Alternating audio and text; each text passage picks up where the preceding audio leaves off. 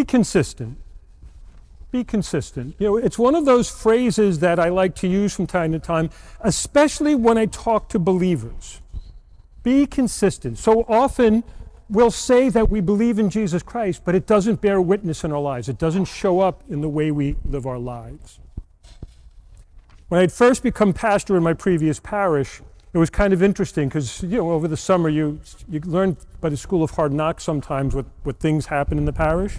And one Sunday morning when I flipped on the air conditioning, it was a little warm that day, didn't really work so well. These things just kind of happen sometimes. Well, that day at the door of the church, I got chewed out by a couple of people. I know it's hard to believe, but it's so warm in there. You're one of those pastors, you're just trying to punish us and make us give more money, right? And they were just going on and on about things. And there's one woman in particular was like really getting on me. And I just kept saying, listen, the system isn't working. I'm gonna have to get someone in to repair it. I'm sorry about that, but you know, what do you expect me to do? She goes, I know that you can turn that on if you want to. And she just kept going on. To finally, which I said to her, I said, listen, you know, as good Catholics, why don't you just offer it up until it's fixed? Oh, she didn't like that at all. She did not like that line at all. It's like, come on, that old stuff, that's silly. We don't do that kind of stuff anymore. And I kind of smiled and I said, oh, I think we do, but anyhow. You know, it's so interesting how we can listen to the scriptures selectively. We sometimes listen selectively. We don't actually remember all of it. We remember the parts we like. Jesus was very, very adamant today. First off, he asks you a very important question today. And it's a question that demands that anybody who believes in Jesus Christ answer. Who do you say I am? Who do you say this Jesus is? Because the answer to that question demands a way of living if we truly believe what we say to the answer. St. Peter was quick. You're the Christ. Wow, he got it right away. There was no delay. Boom, right on top of it. Until Jesus went a little bit further and said, well, you are right. I am the Christ. And guess what? The Christ is going to suffer. The Christ is going to be put to death. We love that first reading. We hear it all the time during Holy Week, that reading from the prophet Isaiah. They're going to pluck his beards. They're going to spit on him. They're going to torture him. The suffering servant. St. Peter can't accept that. St. Peter's like, no. If you're the Christ, that is not going to happen. There's no way that that's going to happen. And then Jesus unloads on him, doesn't he? Get behind me, Satan, he says to him. And he says it in front of everybody. See, here's the thing. St. Peter was thinking with worldly thoughts. He still hadn't had his conversion moment where he completely understood God's plan. Even with scriptures like the suffering servant in the prophet Isaiah, even with the knowledge that there would be this just one that has to suffer for the people. And so Jesus doubles down. He doesn't just rebuke St. Peter, he says to all, take up your cross and follow. Embrace the cross and follow. And that's the part some of us don't like. You know, since the beginning of the Industrial Revolution, a lot of things have changed, haven't they? I mean, you know, you think back even 100 years now, and things like air conditioning didn't really exist. I mean, this building was built without it, and it was later retrofitted in.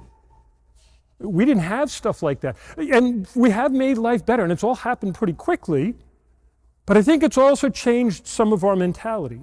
To the point where we think that maybe these modern scientists, maybe these modern engineers are going to be able to do things where none of us will ever suffer. We'll never have any discomfort. We'll never have any inconveniences. Nothing will ever go wrong. And how's that working out for you? We may have those expectations, but let's face it, we're still going to have to go through some difficulties. We're still going to have challenges in our life. We're going to have pain and suffering.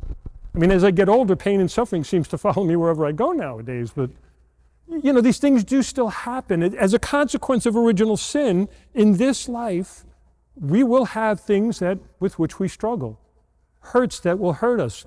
The loss of a loved one, the sickness of a loved one, crosses that we have to carry in this life. Crosses that are sometimes put upon us. Crosses that just will be. You know, I look at the lives of the saints, and if you look at the lives, especially of some of the more recent saints, like St. Faustina, boy, did she suffer. St. Bernadette of Lourdes, wow. St. Mother Teresa of Calcutta, St. Francis. I could go down. Just about every saint, if you look at their lives, was marked by some level of discomfort, suffering, And that, my dear brothers and sisters, is redemptive. Suffering is not a punishment, it's an opportunity. I don't think we think of it that way. Suffering is not meant to punish, although there is a punishment I guess we feel from it, but it's an opportunity. When Jesus makes his bold prediction, he's making that bold prediction to say, this is the reality. In this life, this is what it's like. It's not until the next life that we're delivered from that suffering. Even Jesus Christ himself, we know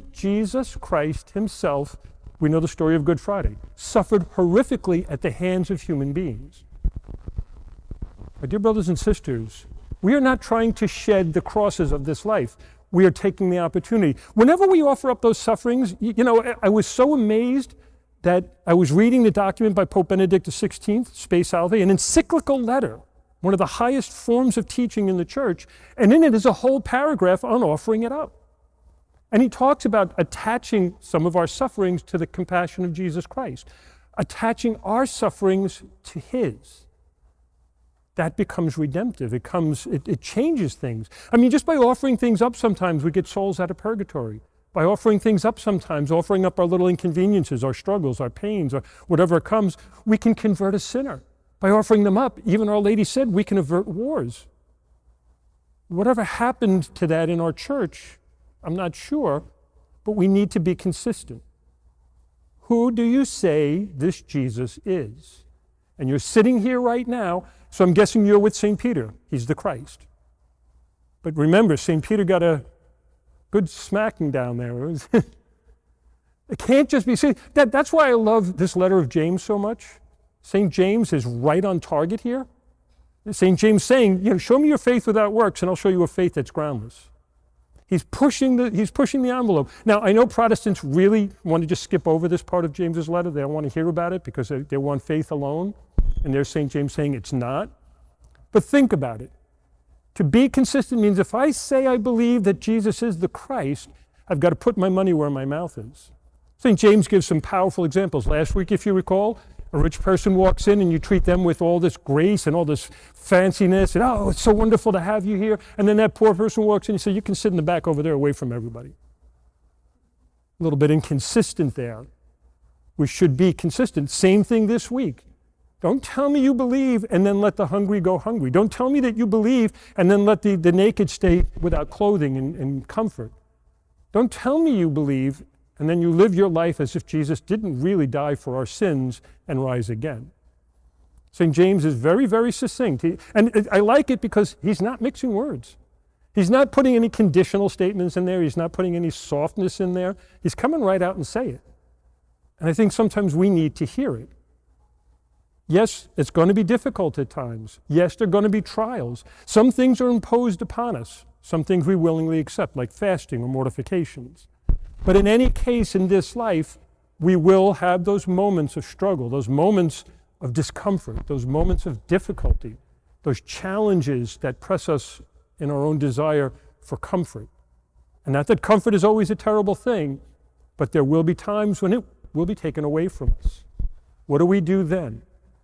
Do we bemoan? Do we cry? Do we fall apart? Or do we stand up and say, no, this is my cross, let me carry it? Don't worry, you'll never carry it alone.